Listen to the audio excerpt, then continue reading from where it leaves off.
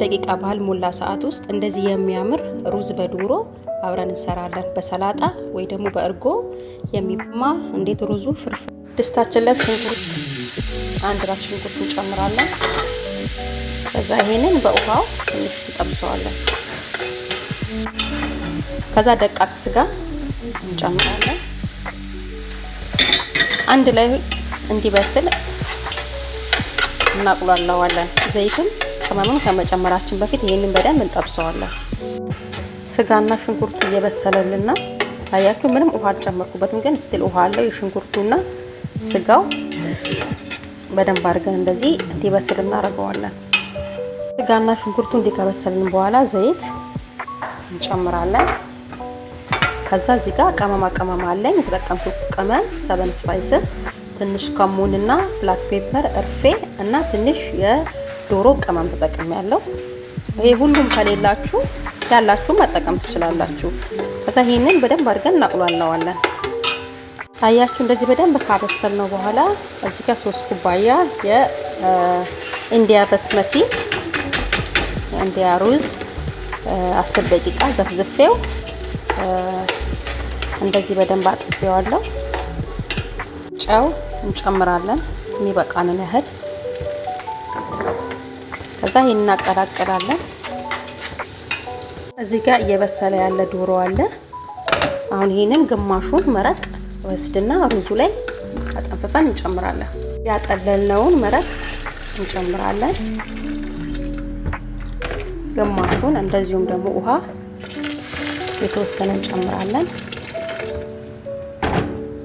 ከዛ ይሄንን ትንሽ ሲንተከተክ ጋዙን ይሄ ትንሽ ይተከተክና ጋዙን ቀንሰን እንዲበስል እንተዋዋለን።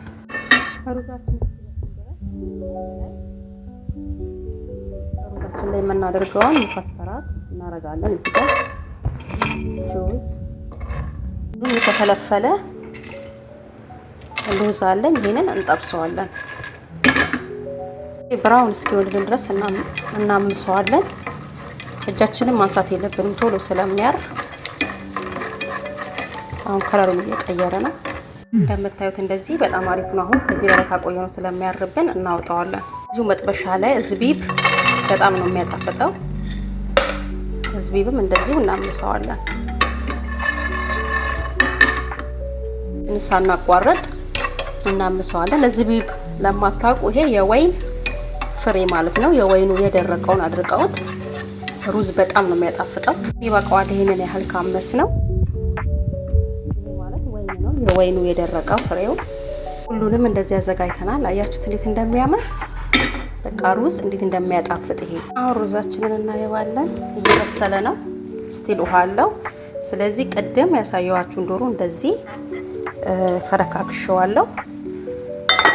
ከፈለጋችሁ ዝም ብላችሁ ኦቨን ውስጥ እንዳለ ጨምራችሁ ከላይ ማድረግ ይቻላል። ዶሮ በደንብ ስለበሰለ እንደዚሁም ሩዙ፣ ስለዚህ ብዙ ሰዓት አይፈጅም። አንድ ላይ ብቻ እንዲቀላቀል ትንሽ እንተውና እንደዚህ በእንፋሎቱ ከዛ እናቀላቅለዋለን። ሩዛችንን እንደዚህ አቀላቅየዋለሁ። ይኸውላችሁ ፍርፍር ያለ ነው፣ በደንብ በስሏል።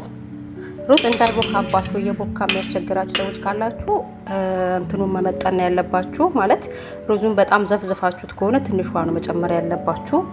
ካልዘፈዘፋችሁት ግን ውሃውን ማቅረብ ብቻ ነው የቀረና ሩዛችንን እናቀርባለን።